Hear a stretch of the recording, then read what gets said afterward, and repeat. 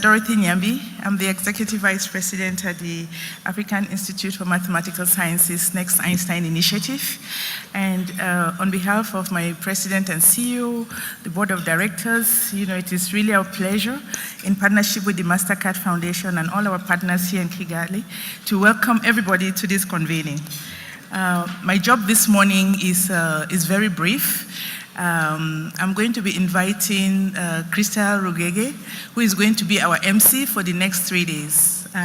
For those of you who don't know Crystal, Crystal is the Director of Strategy and Operations at the Carnegie Mellon University. She's going to be able to just help us move the program forward. And Crystal, please, if you may come up.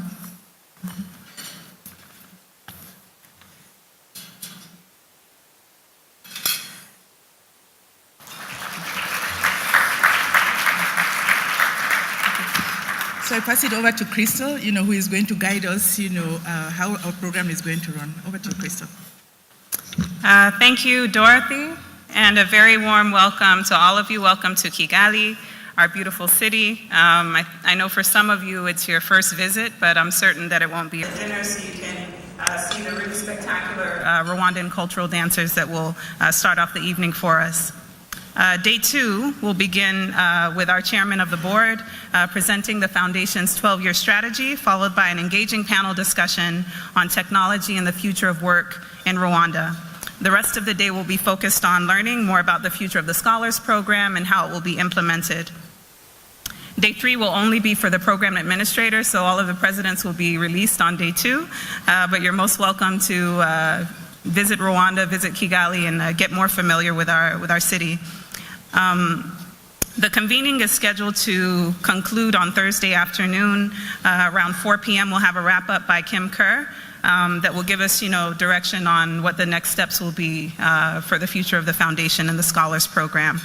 So I really look forward to the next few days of reflection and engagement as we learn more about the Scholars Program and the role that we can all play in preparing young people for the future of work in Africa.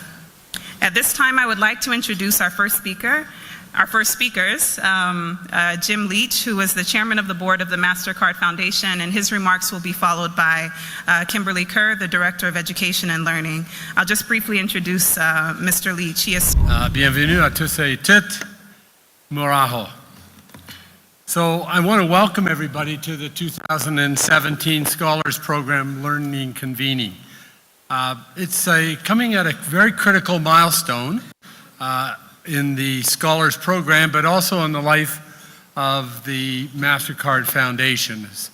As said, we've been operating for just over 10 years. We have approximately $2 billion has been invested in our programs to date. And in the past year, we took a small pause to say, okay, what do the next 10 years look like? And we'll get into that later on in the conference. This also marks the very first time that the Scholars Program is holding a joint convening of both the presidents together with the program administrators. So the administrators can prompt the presidents as to what's really going on, as we know. It's also the first time that we're hosting the presidents in Africa, and what a beautiful place to see. There's fantastic.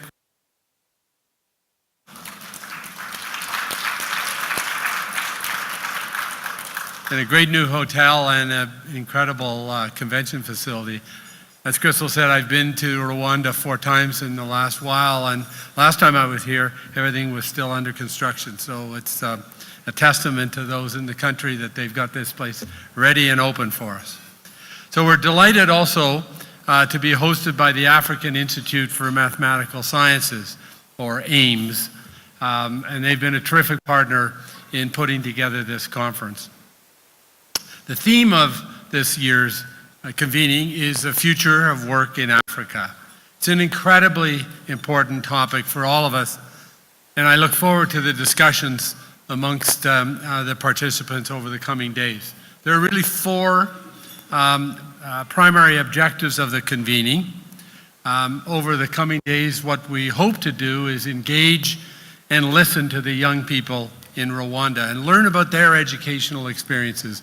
One of the hallmarks of the MasterCard Foundation is that it doesn't speak first, it listens. And I see that in every one of our programs around the world and across Africa. The solution lie within the people on the ground, and it's really a matter of teasing it out and then determining where we can help, where we can do an intervention to get their aspirations moving along faster. Secondly, is to engage with the government of Rwanda. We'll have a number of officials who will be joining us, or will be joining them, to talk about their vision for economic development and the role that education will play in achieving that vision. I think you'll be most impressed when you sit down with the ministers and they start talking about their KPIs and all of the objectives they have. This is a well-run country, and everybody knows what they're supposed to be doing. And thirdly is to learn from each other about how our organizations are preparing young people for the workforce. What are the contributions that we're making? What are those interventions that we're making to help expedite the move to full employment? And then finally is to discuss the future priorities of the Scholars Program. So let me just walk you through a few logistics for this morning. So there are 8 groups going to 8 different locations, and each group has a bus. All of the site visits are in Kigali, and it won't take any more than 30 minutes to get to visit your site location. You should be back to the hotel just before noon, so if you need to freshen up, please do so, but we will reconvene in this room at 12 o'clock for the lunch and the debrief that will be led by Peter. So you have each been assigned to a group, and your designation was included in the pre-reading material. So if you don't know which group you are attending, there is also boards outside of this room, and you can find your name on that board and what color group you are in. So just so everyone knows who they're supposed to follow, I will call out both the leader of the group and the report back designee for each of the 8 groups. So if everyone can just stay seated while we do that part, we won't move out to the visits just yet. The first group is going to Fawe Kasozi School. So the leader is Christine Dranzoa. If she could please stand up so everyone can see you. Oh. There's Christine, and the group report back designee is Fiona Doyle. Is Fiona here? There, okay. That's the blue group. The black group is going to African Leadership University, and the group leader is Fred Swanaker. Is Fred here? There he is. And the group report back designee is Ann Cotton. There she is. The third group, the orange group, is going to Ames. The leader of that group is Terry Zumahun. There he is. And the report back designee is Merritt Gertler. There he is. The fourth group is the purple group, and you are going to Carnegie Mellon University. The leader is Lori Weingart. Just at the back. And the group report back designee is Norman Duncan. Oh, I see. The red group is going to EDC Lycée Notre Dame. The leader is Annie Alsett. And the report back designee is Araba Bachwe. Group 6, the pink group, is going to FV Mobile. Here is Anna Clay Nadimana. There we go. And the report back designee is Francis Tabu. Francis? At the back, okay. So the yellow group is going to Fawe Lycée de Kigali, and the leader is Gabriel Waitaka. Gabriel, at the back. And the report back designee is Anushka Joseph. And the green group, the last group, is going to EDC Kigali, leading TVET, and the leader of that group is Steve Kamanzi. And the report back designee is Maha Haider. Okay. So by now, hopefully you know your color, you know who is directing you at the site visit. Once you leave this room, you move into the foyer. There are some steps that go up and you'll see the buses through the doors, and there will be people from the foundation, there will be people from Millennium that will help direct all of us into the buses. The buses also have your color coding, so hopefully nobody will be displaced. Anyways, we hope you have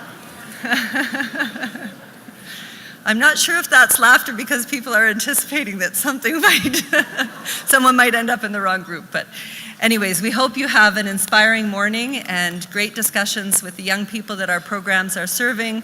We look forward to being back here at noon and sharing all of our experiences from the morning's visits. So thank you very much. So I hope you all had a fruitful site visits, and I hope you're enjoying your lunch. We're going to make this a working lunch. We're running a little bit behind schedule. So as you know, we'll be transitioning into the site debrief so we can share learning across the different partner institutions that were visited. I'm going to ask Mr. Peter Matero, who's the Director of Education and Learning and Youth Livelihoods, to lead us in the discussion, and then we'll go into the individual site brief. So I just ask you to keep it very brief when you stand up to report back because we're running behind schedule. I just want to thank our different hosts who hosted the 8 groups this morning. You did a fantastic job, and thank you all. Thank you very much.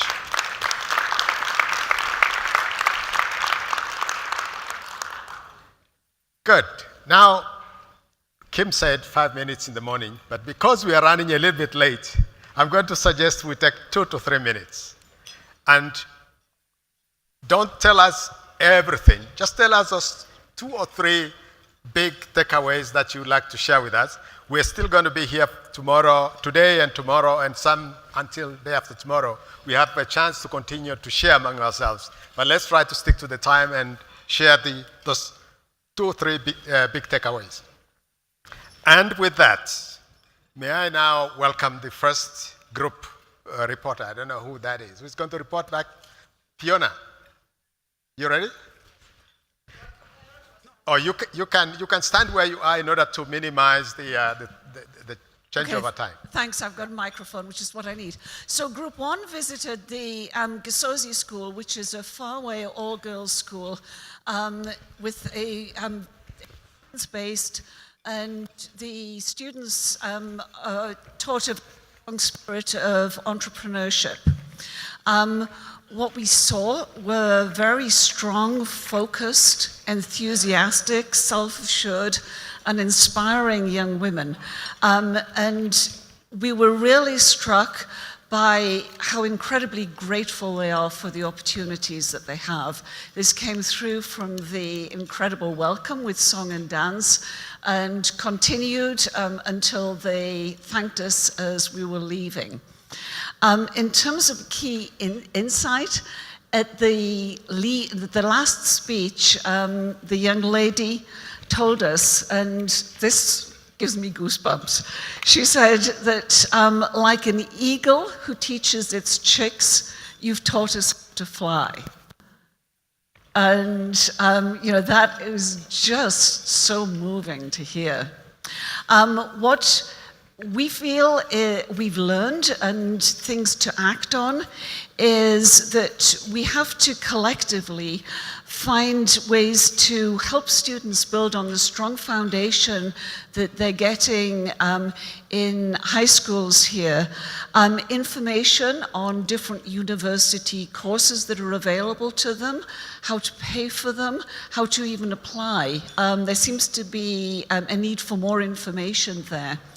And also, these young ladies are so single-minded that those of us who have experienced disappointments and changes in direction in our careers from those we anticipated don't want them to feel that they have failed. We want them to understand that life brings many different directions, and we want them to have the resilience to address those roadblocks that might come in their direction.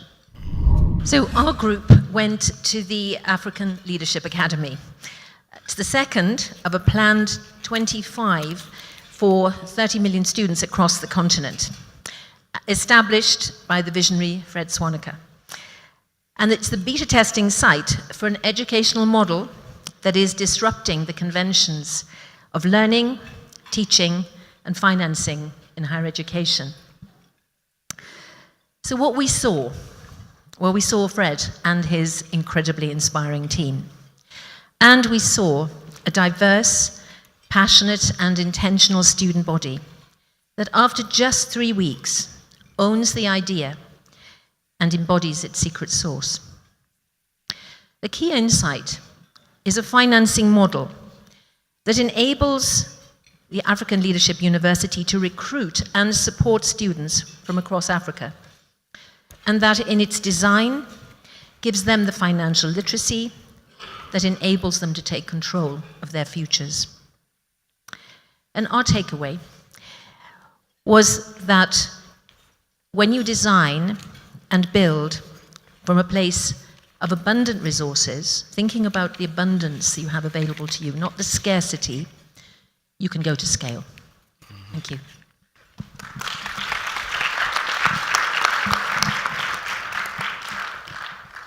Thank you very much, Anne. So we visited AIMS, which you probably know of as the African Institute for Mathematical Sciences, though the students there told us that what it really stands for is the African Institute for Minimal Sleep.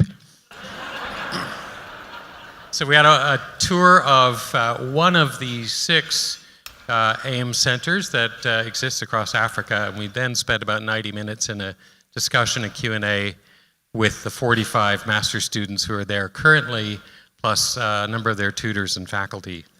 I think there were many, many key insights. It was a bit like drinking from a fire hose and incredibly stimulating.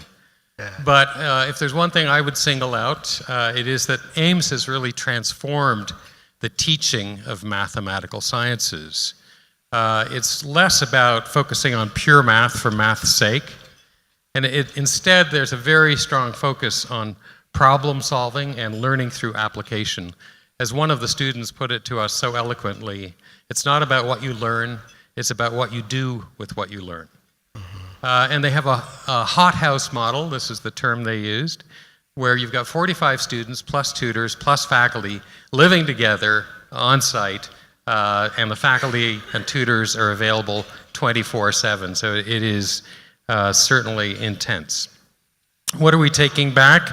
Well, I think there are many things that we will take back, but perhaps one thing that is most memorable is this, the extent to which AIMS instills the concept of giving back, something obviously that they share very much in common with the MasterCard Foundation.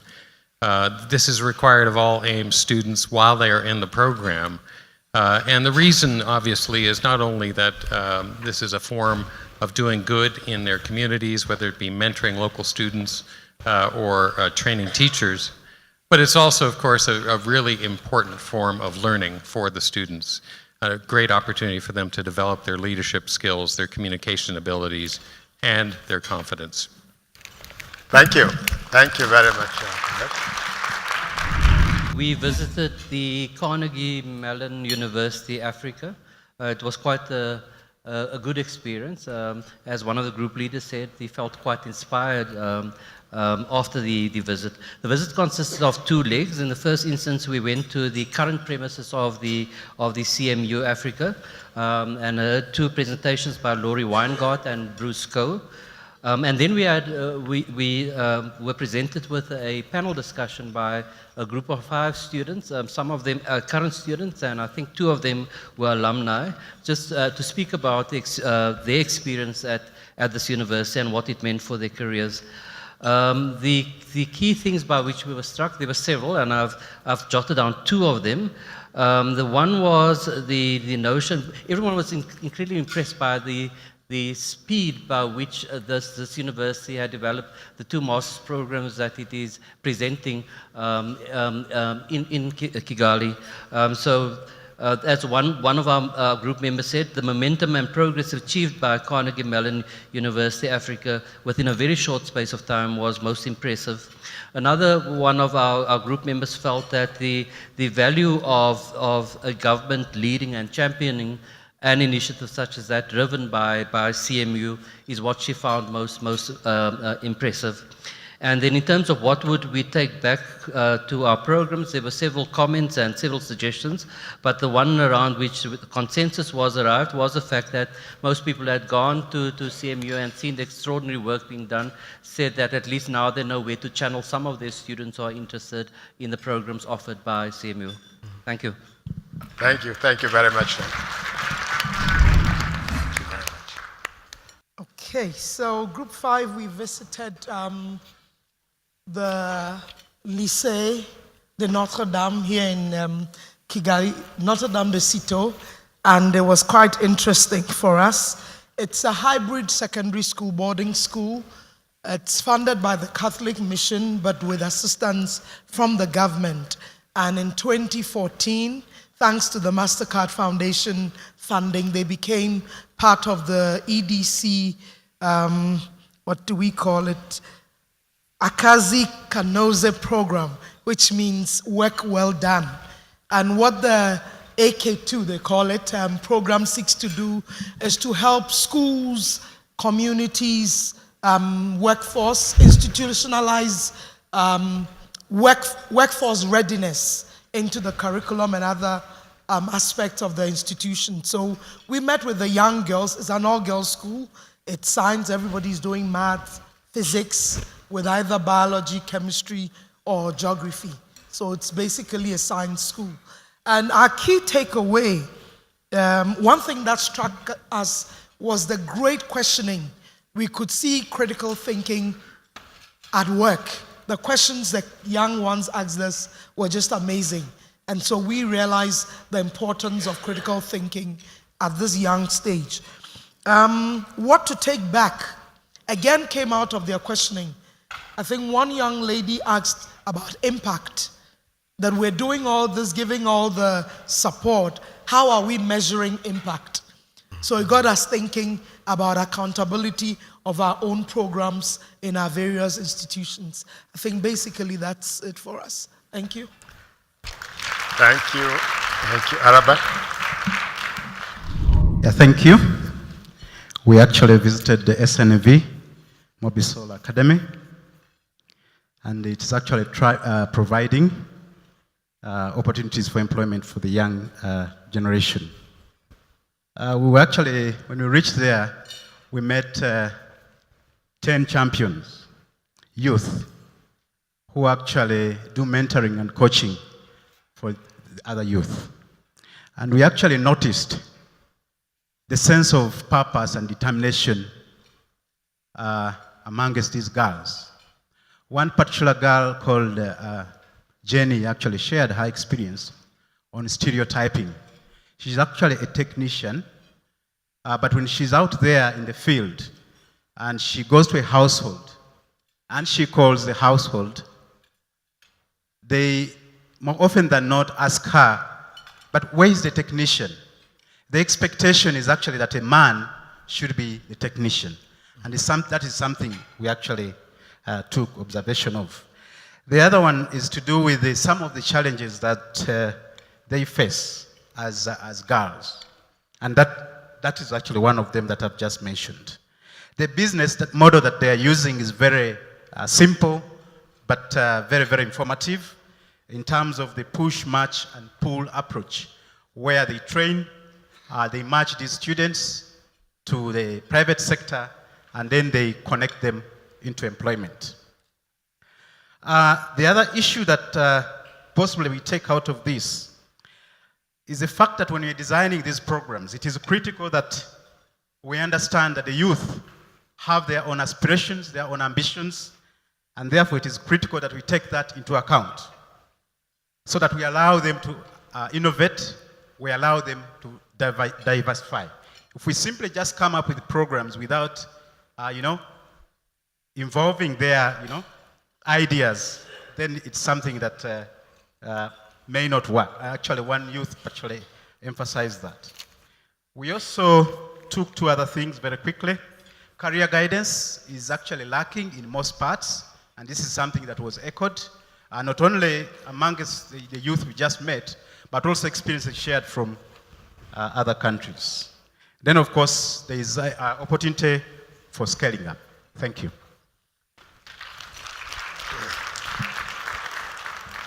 Thank you very much, Francis. Hi, good afternoon. Thank you. So yes, our group went to Fawe Lycée de Kigali, and when we were there, we were greeted with entertainment, song and dance by the students, and we proceeded to have presentations done by a few key students which focused on some of their innovations that they've created, some of which included a recycling app, for example, a water boiling project, and also a cooling fridge system. All of these that are meant to be accessible to all. They really kept in mind their rural communities that they're coming from and really shared with us what you could do with the knowledge that they're learning through the school program and the direct application. And then we had the opportunity to sit with them in small groups and interact and answer questions with the students. In terms of one thing that really struck our group is the strength and resilience and women empowerment that is happening at the school.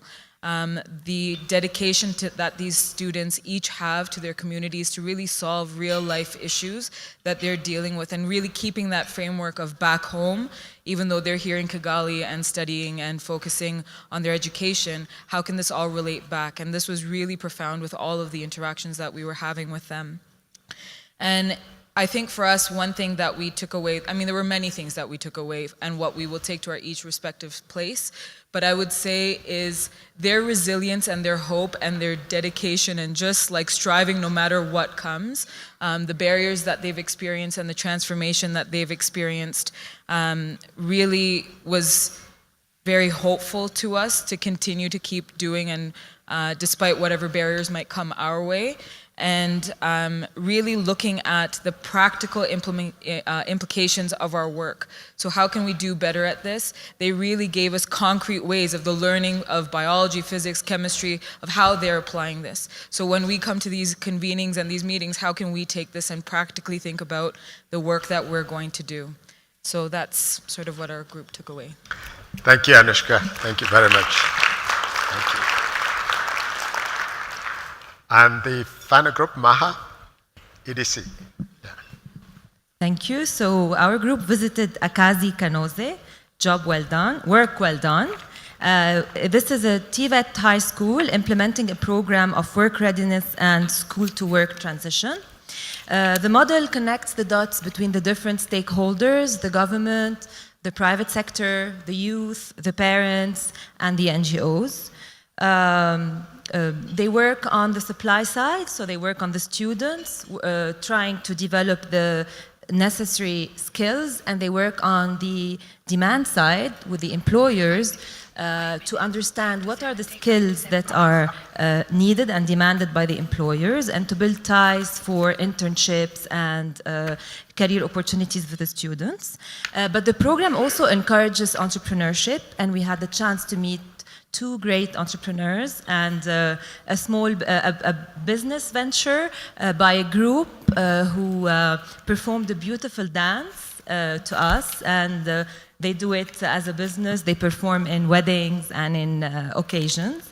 The program also works with the government through the Workforce Development Authority and the Rwandan Education Board.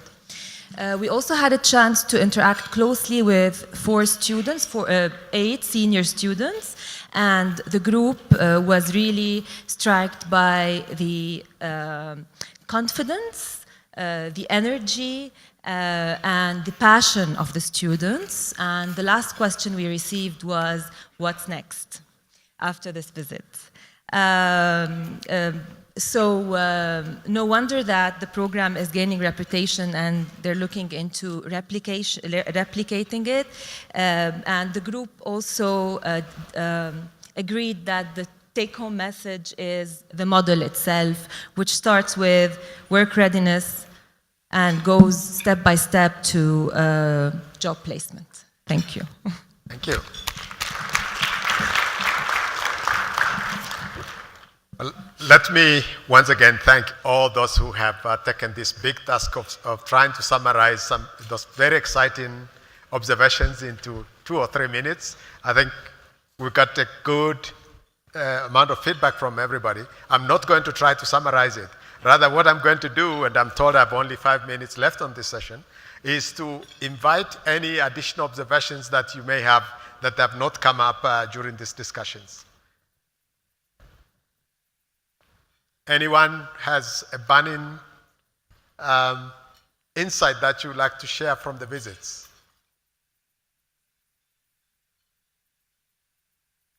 Yes, Ma. Oh, so that one didn't come out in the summary. That's good.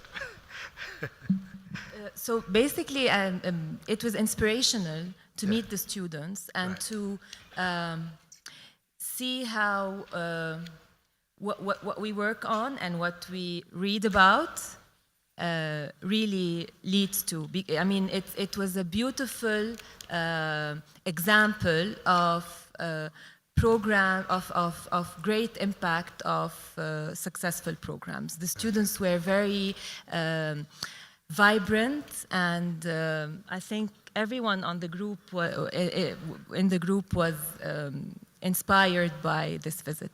Wonderful. Thank you.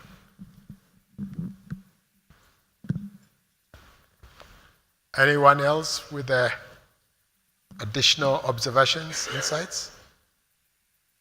Yes.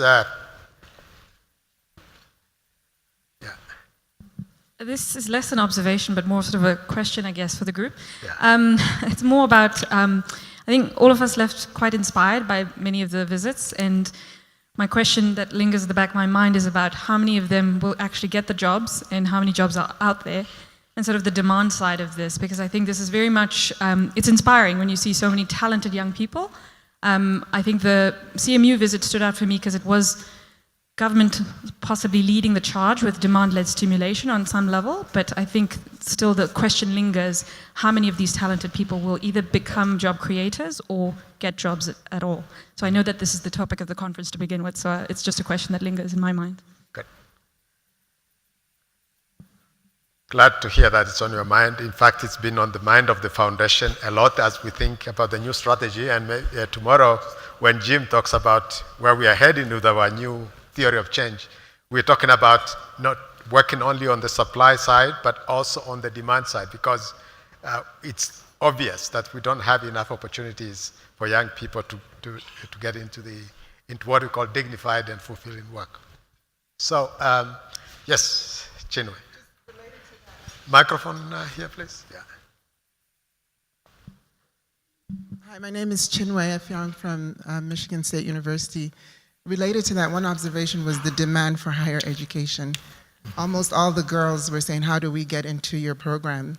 And this reminded me earlier this year, my colleague Laura and I went to the University of Cape Coast to talk about our program. And we have 12 slots that we fill every year for the master's program. And we had 1,300 students show up for the information session.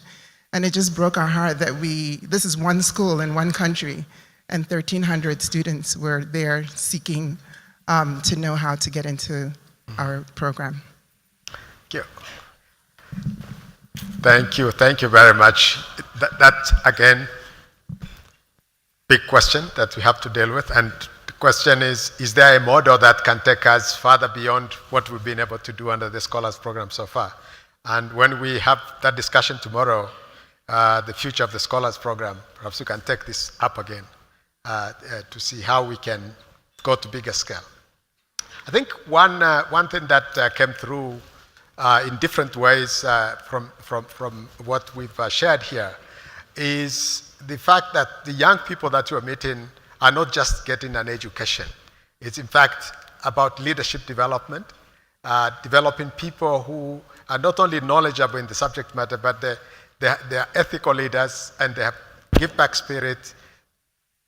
started with learning how to lead yourself in order to lead others and to inspire others. In the visit that we had, somebody asked,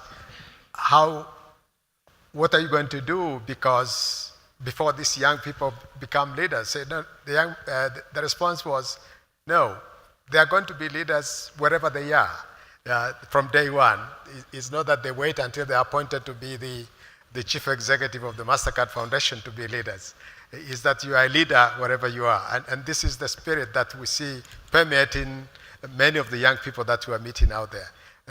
The secret sauce, as somebody called it. And the big question is, how can we get this secret sauce go beyond the few disruptive models that we have seen and become their standard across the different partners and institutions that we work with? It's a big question that we need to grapple with, and perhaps as we discuss further from today onwards, to think about how to tap this and create ways, models that can go to scale, bring this secret sauce to scale.